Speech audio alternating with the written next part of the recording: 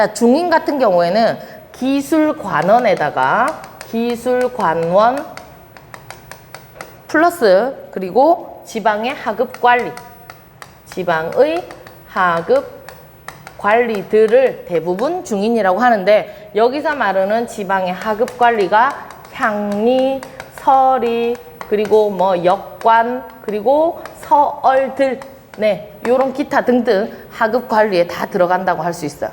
여기는 서얼 출신들은 서얼을 우리가 여러분 뭐라 그러냐면 서자하고 얼자를 합쳐서 우리가 서얼이라고 하거든요. 서자랑 얼자랑. 서자 같은 경우 둘 다 아버지는 양반이에요. 아버지는 양반인데 서자는 엄마가 양인인 경우, 그러니까 양반이든 중인이든 상민이든 양인인 경우, 여기는 엄마가 천민인 경우, 이렇게 해서 서얼이라고 하는데, 서얼들은 과거 시험을 칠 수 있다 없다? 있긴 있어요. 뭐만 못 치냐? 문과 시험만 못 쳐요. 문과만 못 치고 관리가 될 수 있다 없다? 있어요. 있는데 중앙의 고위 관리가 못 된다라는 거죠. 그러니까 중앙 관리는 못 돼요. 근데 하급 관리는 될 수 있어요. 지방에서. 그래서 여기 있는 중인에 이 서얼이 들어가는 거예요. 관직, 그러니까 과거 시험은 칠 수는 있으나 기술직이라든지 문과 시험 같은 거는 응시할 수 있고, 문과 시험이 안 되고 관직도 중앙에 있는 고위 관직은 절대 될 수 없는 거. 자, 이렇게 이제 중인이 등장을 하는데, 이 중인이 나중에 조선 후기 정조 때가 되면 여기 있는 서울 출신들이 관직에 이제 나가게 되는 거죠. 그게 바로 정조 때 했던 뭐가 있어요? 정조 때 그 관직, 규장각, 검서관 자리에 서울 출신들을 등용을 하는데, 대표적인 인물들이 박제가, 유득공, 서이수, 이덕무, 이런 분들이 다 서울 출신들이고 규장각 검서관에 등장을 하게 된다라는 거. 자, 근데 이제 정조 때니까 이게 이제 가능한 거고, 근데 대부분의 이제 중인들 같은 경우에는 이렇게 관직을, 그러니까 중앙에 있는 관직을 차지를 할 수가 없자 나중에 중인 출신들의 청요직 운동을 실시를 해요. 청요직이라는 거는 중요한 자리를 우리도 할 수 있게 해달라. 그래서 어느 왕 때 이거를 허락을 해주냐면 철종 때 허용을 해주기도 한다라는 게 바로 중인들의 특징이죠. 그리고 특히 또 중인들끼리는 자기네들끼리 마음 맞는 사람, 그러니까 중인들끼리 본인들끼리 하는 한문학 모임이 있어요. 이런 문학을 뭐라 그러냐면 위학문학이라 그래요. 그래서 위학문학이 중인들에 의해서 등장을 하게 되는 거죠. 위학문학. 중인계층이 주도한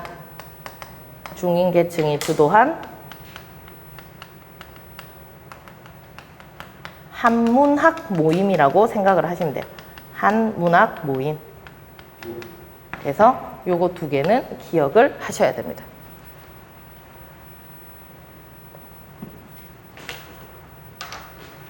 자, 그 다음에 이제 상민, 세 번째.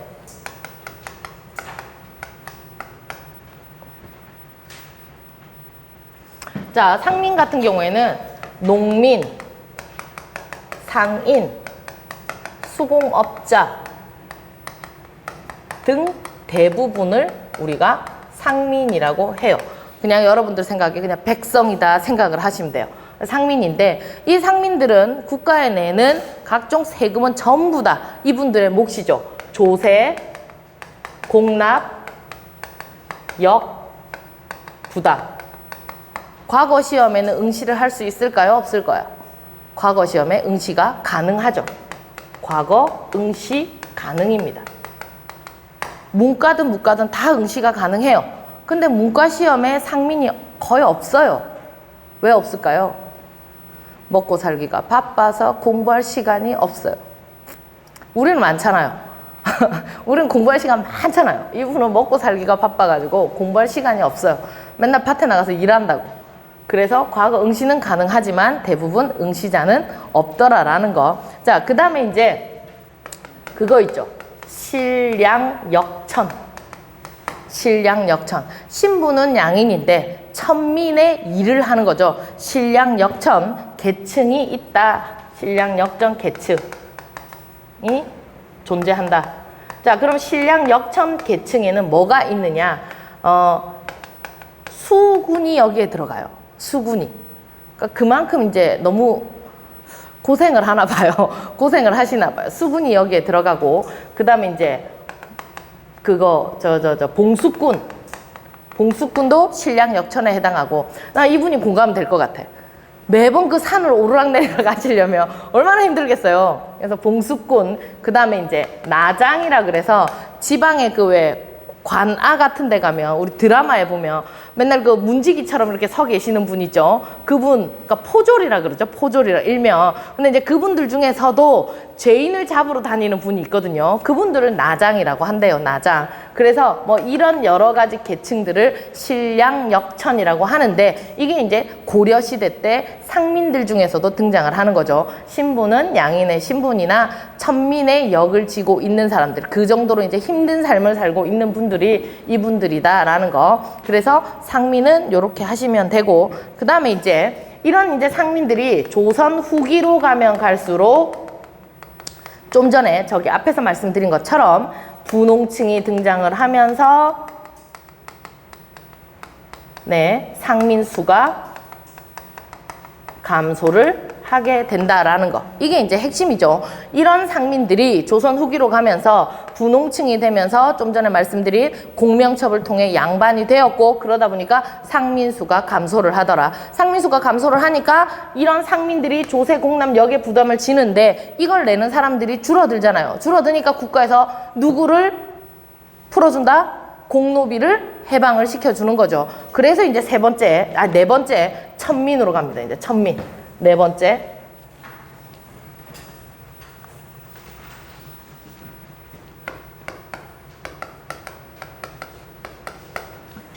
자, 천민은 국가에 속해 있는 공노비가 있고 개인이 속해 있는 사노비가 있어요.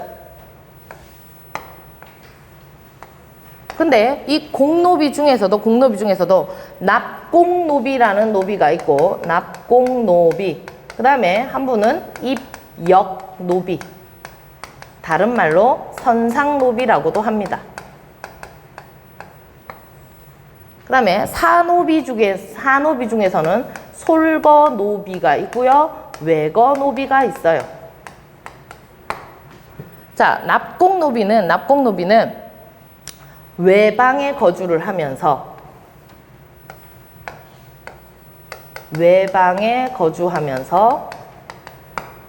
국가의 신공을 납부를 하는 노비들. 외방이 뭐냐? 외방은 수도 이외 지역. 그걸 외방이라 그래요. 수도 이외 지역. 그래서 외방에 거주를 하면서 국가의 신공이라는 거는 국가의 일종의 이제 바치기로 했던 조공 같은 거라고 생각을 하면 돼요. 그래서 신공을 납부를 하는 거고, 입역노비 같은 경우에는 이제 관청이라든지 또는 궁궐에 속해 있으면서 일하는 노비들을 여기는 입역노비라고 그래요. 여기는 관청에서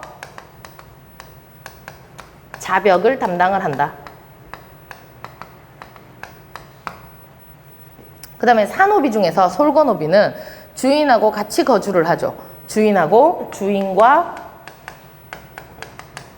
같이 거주를 하고 자벽을 담당을 하고요. 외거노비는 주인과 따로 살아요. 주인과 따로 살면서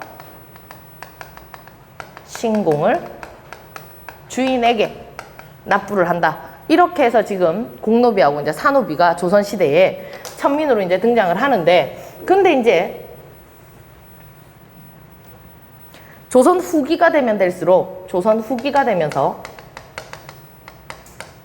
상민의 수가 줄어들고 이 상민이 내야 될 조세역 공납을 부담해야 될 사람들이 이제 줄어들잖아요. 그래서 이제 국가에서 이제 어떻게 하냐면, 처음부터 이 공노비를 해방을 시켜준 건 아니고, 노비의 숫자가 상민의 숫자가 자꾸 줄어드니까 첫 번째 한 거는 여기 있는 입역노비를 여기 있는 납공노비로 바꾼 거예요. 처음에는. 왜냐하면 관청에서 자벽을 담당을 하는 것보다 이 사람들을 낙공노비로 만들어서 국가의 신공을 받아먹는 게 더 낫겠거든. 그러니까 처음부터 해방을 해준 건 아니고 차례대로 순차적으로 한 거예요. 다시 말씀드릴게요. 상민의 수가 이제 감소를 하다 보니까 이 상민들이 조세공납력을 내는데 이거를 국가에서 걷어들일 양이 분량이 줄어들잖아요. 줄어드니까 처음에는 입영노비를 납공노비로 바꾸어서 이 사람들이 여기 있는 신공을 국가에다가 납부를 하게끔 해서 부족한 부분을 채우기 시작을 한 거예요. 그러니까 첫 번째는 입영노비를 납공노비로 전환, 신공을 받음, 국가에 바침 이렇게 할게요. 자, 이렇게 했어요. 이제 처음에는. 그 다음에 두 번째, 또 이제 그 양인의 수를 어떻게 이제 늘렸냐면 옛날에는 엄마든 아빠든 노비, 엄마 아버지가 한 분이라도 노비면 밑에 있는 태어나는 자식은 다 노비였거든요. 엄마든 아빠든 한 분이라도 노비면. 그런데 이제 노비 종모법이라고 해서 엄마가 양인이면 이 노비는 천민이 안 되고 양인의 신분이 되는 거죠. 그러니까는 원래 100% 다 천민이 될 사람이 엄마가 양인이면 한 50%를 그냥 양인으로 돌려주는 거예요. 이걸 더 걷기 위해서. 아니, 여기 있는 조세공납력을 더 걷기 위해서. 그래서 여기는 엄마가 양인이면 자식도 양인이다. 네, 이게 이제 노비 종모법이고, 그 다음에 이제 세 번째는 노비들이 이렇게 되지 않거나 또는 노비 종모법을 통해서 양인이 되지 않거나 평생 살아도 계속 노비의 신분으로 사는 사람들은 일부 노비들은 또 도망도 갑니다. 예, 여기 마지막은 노비의 도망이에요. 이거 두 개는 양인의 수를 더 늘리는 거고, 여기 있는 노비의 도망은 노비의 수가 이제 감소하게 되는 거죠. 그런데 이제 이런 제도를 통하다가 1801년에 순조 때, 1801년 순조 때, 이제 우리가 아까부터 얘기했던 대대적인 공노비 해방 운동을 이제 해줘요. 이렇게 하더라도 계속 조세랑 공납이랑 역을 국가에서 걷어들이는 수확량이 현저히 줄어드니까 이건 안 되겠다. 이렇게 해가지고는 답이 없다. 대대적으로 더 풀어줘야 된다. 그래서 공노비를 해방을 시키는데 이 두 분 중에서 납공노비랑 입영노비 중에서 뭘 풀어줬을 것 같아요? 공노비 중에서 이 다 풀어준 게 아니라, 다 해방을 시켜준 게 아니라 낙공노비 아니면 입영노비 둘 중에 뭘 풀어줬겠어요? 생각하시기에는 입영노비를 다 풀어줬을 것 같죠? 근데 실제로는 낙공노비만 해당이 돼요. 왜냐하면 신공을 국가에서 받는 것보다 이 사람들을 양인이 되어서 양인들에게 군포를 받는 게 더 이득이었다라고 생각을 한 거예요. 그래서 순조 때 66,000명의 공노비를 해방을 시켜줬는데, 이때 공노비는 저기 있는 납공노비만 해당을 하더라 라고 알고 계시면 될 것 같습니다.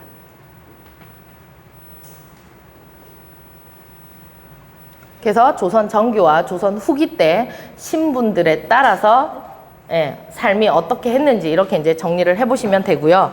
자, 그 다음에 이제 조선 시대의 여러 가지 이제 사회 정책하고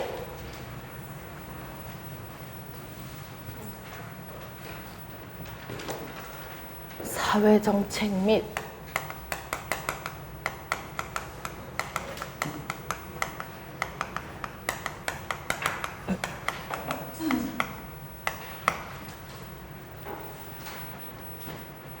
사회 시설.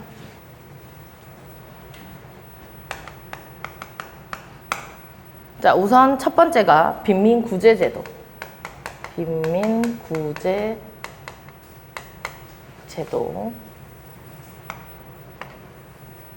그다음에 의료기관. 그리고 세 번째가 법률제.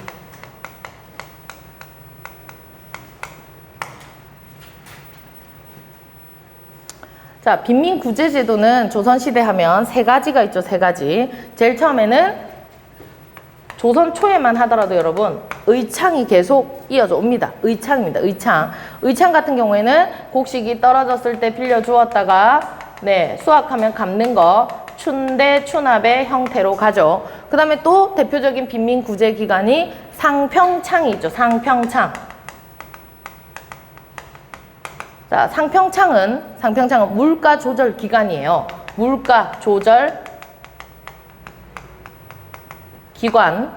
그런데 처음에는 물가 조절 기간이었어요. 만약에 예를 들어서 식량이 풍년이 들어서 너무 많으면 국가에서 일부 사가지고 가격을 적정히 조정을 했다가 흉년에 곡식이 수확이 덜 되면 국가에서 사들인 걸 풀어가지고 적정하게 또 물가를 조절을 하는 거죠. 이렇게 물가 조절 기간이었다가 나중에 조선 후기가 되면서 황곡을 담당하던 그런 기간으로 조금 색깔이 바뀐다라는 거. 그래서 황곡 업무 담당, 황곡 업무 담당.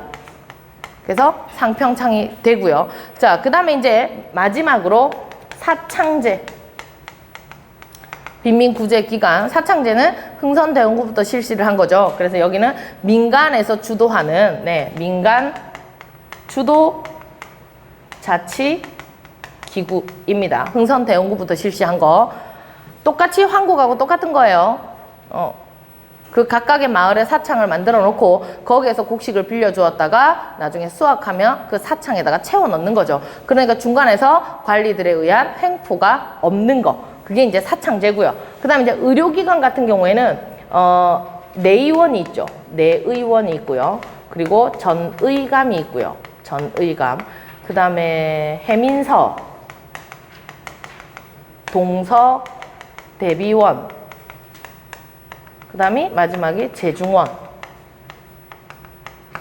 요렇게 재생원, 재중원이 아니고 재생원. 자, 뭐 잘 알고 계시는 내의원은 궁궐에서 왕이라든지 왕족의 진료를 담당하는 거.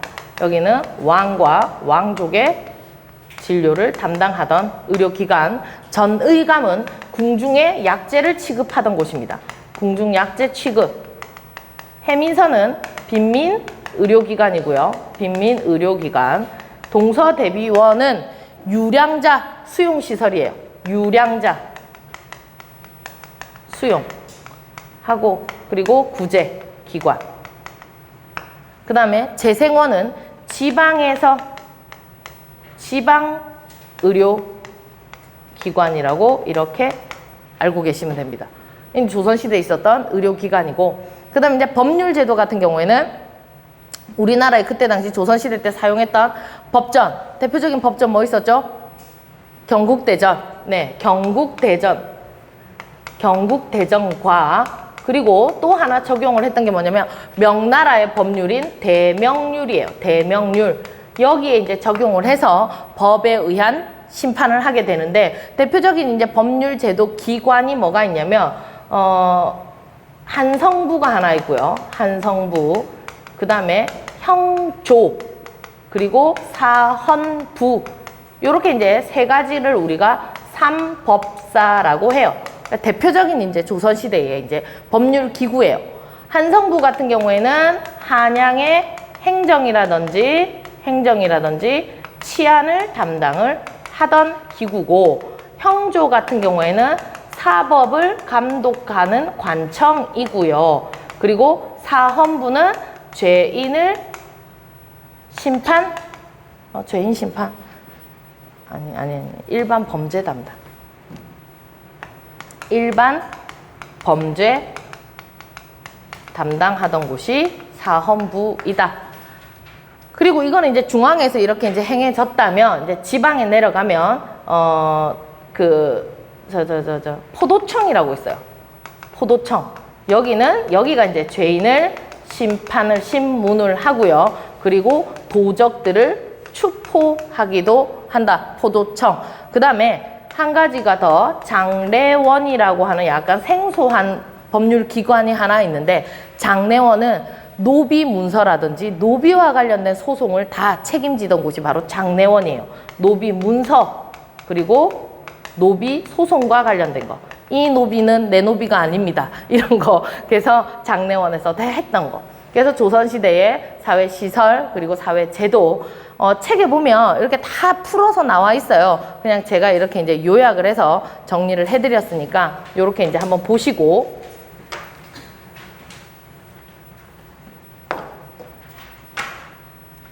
자, 그 다음에 이제 약간 어려운 거 향촌 사회의 자치 조직하고 그리고 운영 한번 보도록 할게요. 향촌 사회의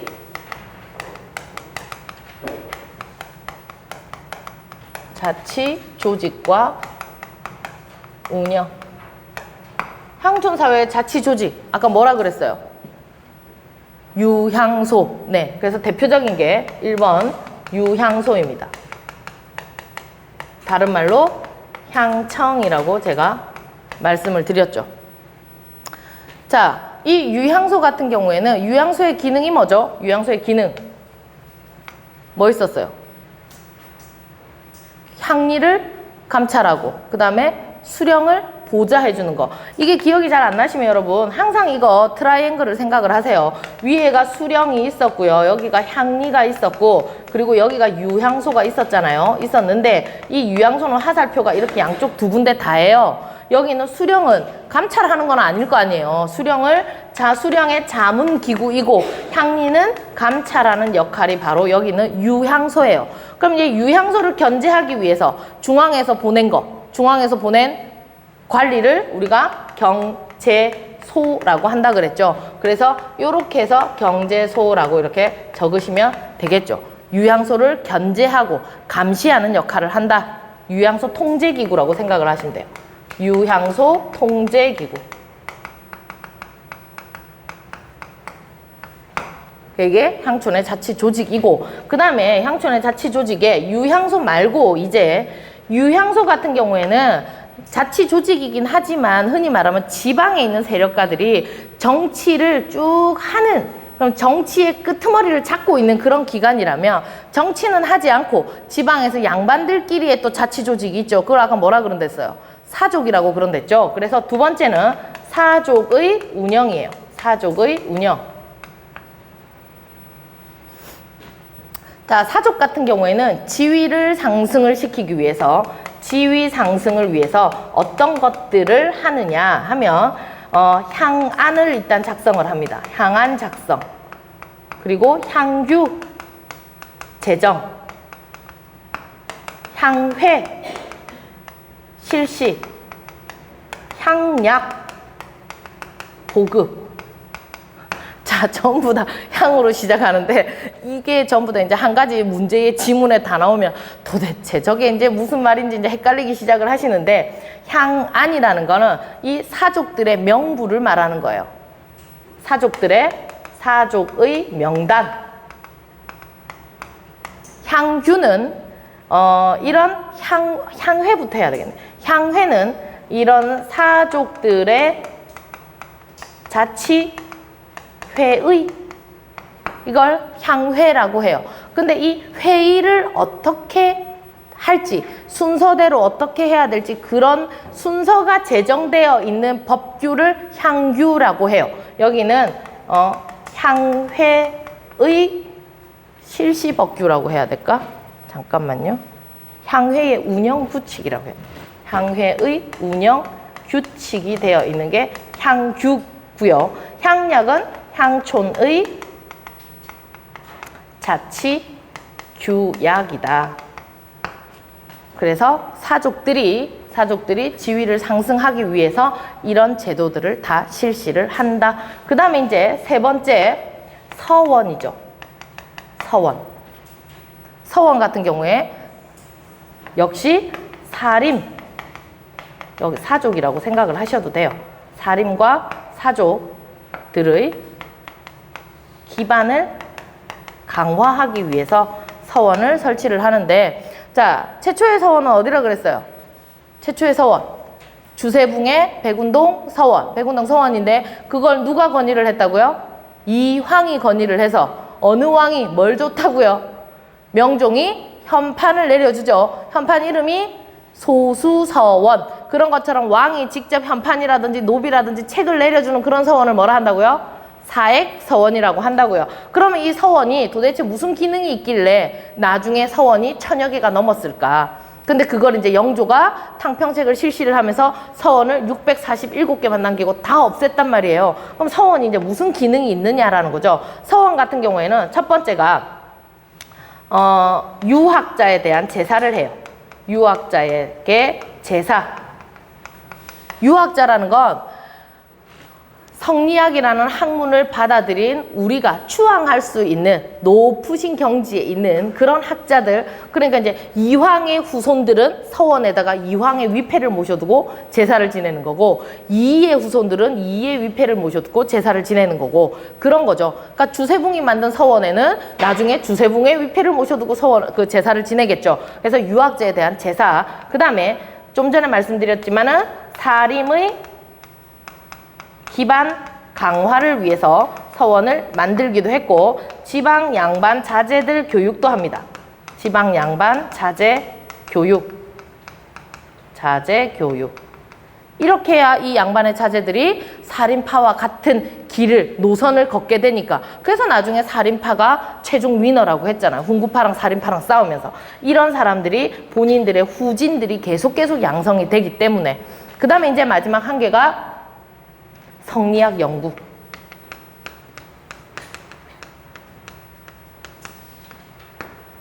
그래서 향촌 사회에서 기억해야 될 거 유양수하고 사족하고 서원하고 요거를 기억을 하세요. 특히 이제 요쪽 부분 2번과 관련된 이 부분의 문제들이 자주 등장을 한다라고 제가 말씀을 드렸어요. 자, 조선시대에 여러 가지 이런 정책도 하고 하지만 조선 후기가 이제 들어가면 들어갈수록 순종, 헌종, 철종 때가 되면 세도 정치, 그 시절에 관리들은 매관 매직에다가 부정부패에다가 탐관오리들은 기승을 하고요. 그리고 삼정문란에다가 백성들의 삶이 갈수록 피폐해지고 힘들어진단 말이에요. 힘들어지면 사람들은 뭘 찾게 되어 있다고요? 종교를 찾는다고요. 새로운 종교. 힘들어지면. 저는 제가 무교예요. 종교가 없어요. 아직 힘듦이 아직 안 왔나 봐요. 정말 간절하게 힘들면 종교를. 예. 이거는 진짜 여러분 제 개인적인 정말 사담인데, 저희 이제 조카가 있어요. 사촌 동생이 있어요. 근데 이 사촌 동생이 저한테는 이제 큰아버지죠. 이 큰아버지가 울릉도에 이제 여행을 가신 거예요. 근데 울릉도에 여행을 가면서 딸아들아 아빠 잘 갔다 올게. 그래서 정말 즐거운 마음으로 용돈도 드리면서 그래 가셨어요. 근데 이제 울릉도에 여행을 갔는데 이틀째 되던 날 실족 사고로 울릉도에서 돌아가신 거죠. 제 큰아버지가. 그러니까 이제 그 큰아버지의 이제 자녀들은 정말 준비가 하나도 안 돼 있는 상태. 우리가 흔히 병원에서 이렇게 부모님들이 연세가 드셔서 많이 투병 생활을 하시다가 돌아가시면 마음의 준비라는 걸 하는데, 정말 지금 생각을 해보세요. 부모님들이 아무 그거 없이 나 오늘 같이 엄마 아빠 저 제주도 가서 잘 보고 올게 하고 여행을 가셨는데 갑자기 그 다음날 돌아가셨다는 전화를 받았을 때 그 충격. 그래서 우리 그 사촌 조카가 엄마가 없이 아버지가 딸 둘이를 키웠거든요. 그러니까 이제 아버지와 딸과의 그런 끈끈한 정이 되게 이제 있었는데 아버지가 갑자기 그렇게 돌아가신 거예요. 거기서 이제 우리 사촌 조카가, 동생이 너무 정신적으로 이제 충격을 받은 거죠. 그래서 한동안 정말 저 같은 사람이 그 깊이를 알 수 없을 정도로 너무너무 이제 그 아이가 힘들었었어요. 힘들었는데 이제 나중에 이제 하는 말이, 너무너무 힘들어서 저녁에 일은 해야 되니까, 먹고 살아야 돼서 일을 해야 되니까 이제 일을 하고 집으로 돌아가는데 교회가 하나 있는데 교회 문이 정말 드라마처럼 교회 문이 조금 열려있는데 거기서 나오는 불빛이 그냥 자기도 모르게 거기로 이제 발길이 인도를 하더래요. 그래서 이제 교회 가니까 앞에 이제 예수님이 십자가에 이렇게 탁 못이 박혀서 이렇게 있는데 거기에 의자에 앉아갖고 그 예수님 이 조각상을 보는 순간 정말 폭풍 오열, 눈물이 그렇게 날 수가 없더래요. 너무 많이 울어서 몇 시간을 거기서 울고 나중에는 걸어서 나오지 못할 정도로 탈진을 해서 그 뒤부터 지금 엄청난 기독교 신자가 되어 있어요. 그래서 나만 보면 언니 교회를 가야 된다고 막 그렇게 믿는데, 그러니까 지금 이제 여기서 해드리고 싶은 말씀은, 본인이 너무 그렇게 이제 힘들면 정말 그렇게 흔히 말하면 정신적으로 의지할 만한 존재를 찾게 된다고 하더라고요. 그래서 조선시대에 새로운 종교가 등장을 하는 거예요. 너무너무 힘들어서. 그럼 이제 새로운 종교가 이제 뭐가 있냐라는 거죠.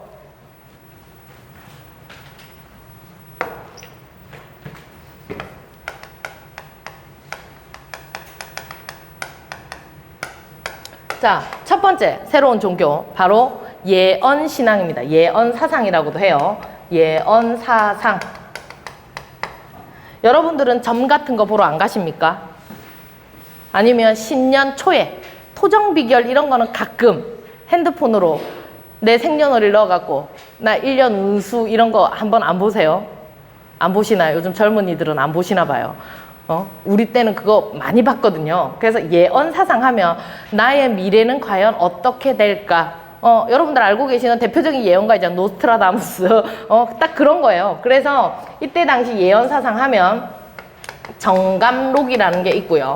정감록. 그리고 토정비결도 여기에 예언사상에 들어가고요.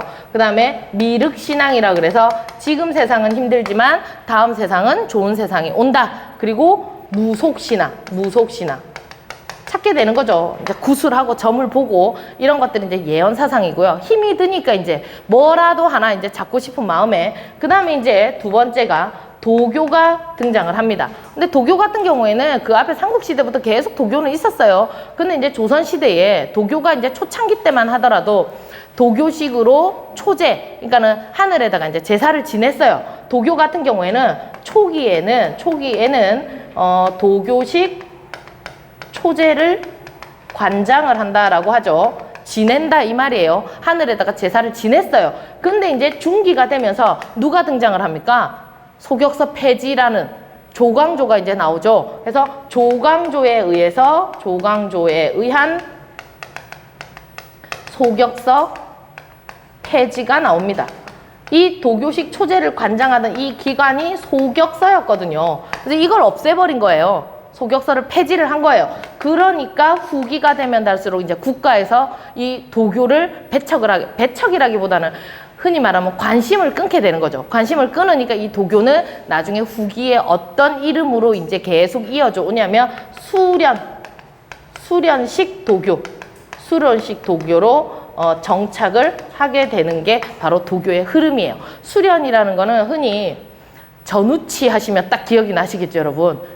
전우치전 거기에 보면 막 날아다니고 막 그렇게 하잖아요. 족자에 들어갔다가 막 튀어나오고 그런 의미. 그러니까 소림사 승려들처럼. 그래서 여기에 수련식 도교가 전우치전 하고요. 그리고 대표적으로 홍길동전. 이렇게 수련식 도교로 점점 정착이 되게 됩니다. 그 다음에 이제 세 번째가 천주교예요. 천주교.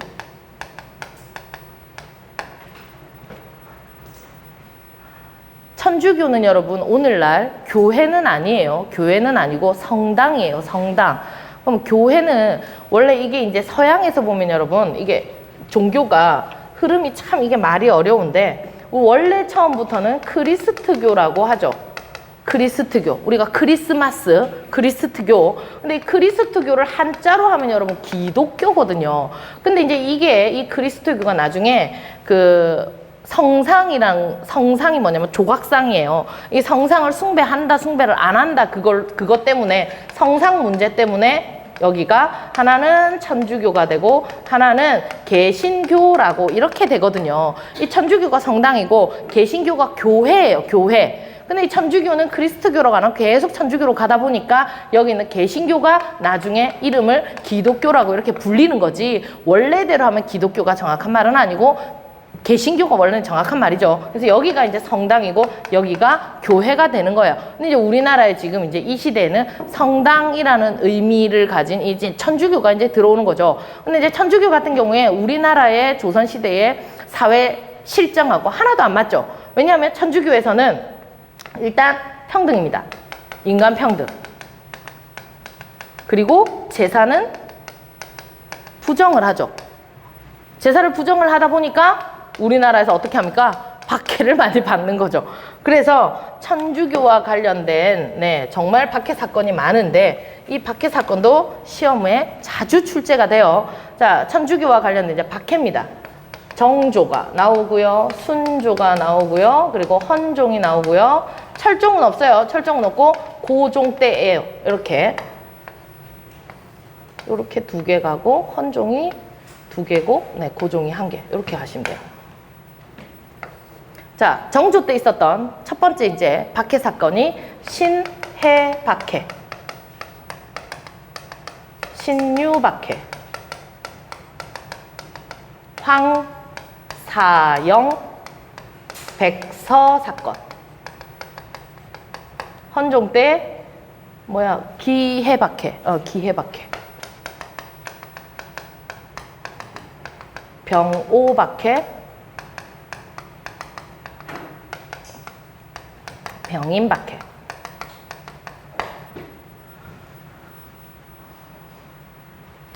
자, 정조 때 있었던 첫 번째 신해박해입니다. 신해박해 같은 경우에는 그때 당시 이제 우리나라에서 처음으로 천주교식 제사를 지내던 분이 이제 등장을 한 거예요. 선비 윤지충이라는 분이었는데 윤지충의 모친 신주 소각 사건이라고 이렇게 딱 제목을 적으시면 돼요. 선비 윤지충이 처음으로 천주교식 제사를 지내는데 신주라는 거는 그 왜 제사장 맨 앞에 보면 여러분 집처럼 생긴 거 있죠? 대문처럼 생긴 거 보셨어요? 이게 왜 제사상에 딱 보면 여기 이렇게 대문처럼 생긴 거에 여기 종이 이렇게 붙여 놓잖아요. 이건 이제 신주 또는 신위, 위패라고 하거든요.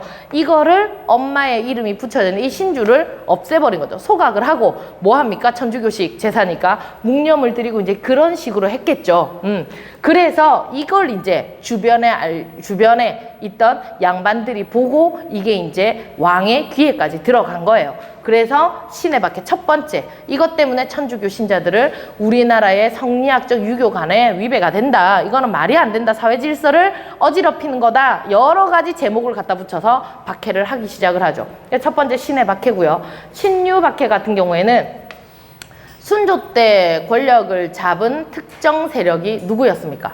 순조하면 안동 김씨죠. 안동 김씨 중에서도 그때 당시 그 누구야? 순조의 수렴청정을 했던 정순왕후, 증조 할머니뻘이라고 했잖아요. 그 정순왕후는 대표적인 노론 벽파 세력이거든요. 이 노론 벽파가 남인시파라고 하면 정약용의 형인 정약전, 그런 분들을 정조가 쫓아내기 위해서 이런 천주교와 관련돼서 이제 제목을 씌우고 박해를 받는 거예요. 박해를 하는 거예요. 신유 박해는 노론 벽파 세력이 남인시파,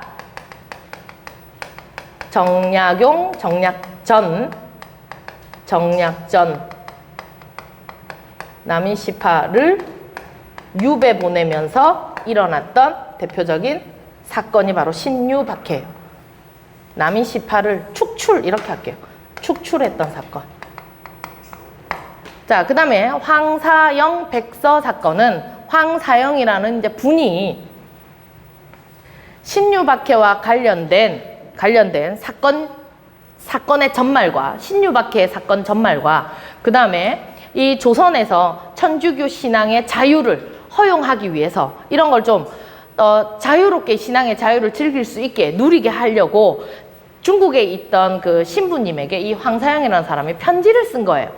신유박해의 전말과 조선의 신앙의 자유를 위해서 힘써주세요 하고 편지를 썼는데 그 편지가 발각이 돼버린 거죠. 그래서 황사영의 이 편지와 관련된 주변 인물들이 다 대거 잡혀 들어와서 죽는 사건이 바로 황사영 백서 사건이에요. 그래서 여기는 신유박해 전말과 신앙의 자유를 위해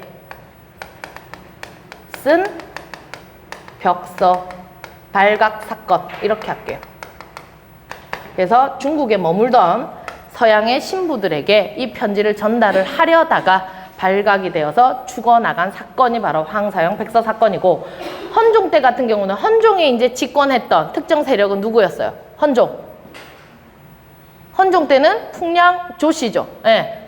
풍량 조씨인데 여전히 이제 안동 김씨가 있단 말이에요. 그러니까 이 풍량 조씨 입장에서 안동 김씨를 축출하려고 그래서 기해박해가 일어난 거예요. 왜냐하면 안동 김씨 세력 중에서 천주교를 믿는 사람이 있었거든요. 그래서 풍량 조씨 입장에서는 옳거니 저거를 빌미를 삼아서 안동 김씨를 제거하면 되겠다라는 생각인 거죠. 그래서 기해박해는 풍량 조씨 조대비의 척사 윤음 사건이라고 요렇게 제목은 다시고, 척사 윤음이 뭐냐면 사악한 것을 배척하는 윤음, 나의 말을 발표를 한 거예요.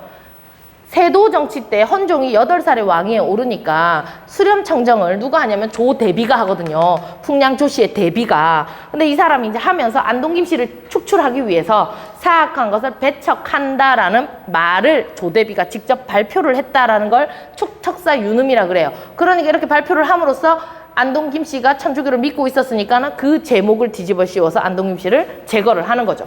그래서 여기는 안동 김씨 대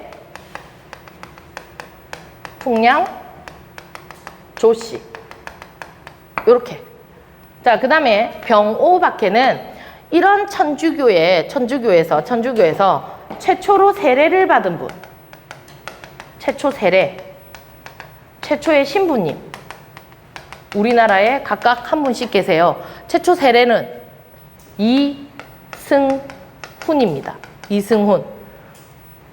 이름이 흔해서 친구분들 중에 이승훈이라는 이름을 가진 분들이 있을 건데 잘 생각을 해보세요. 있을 거예요.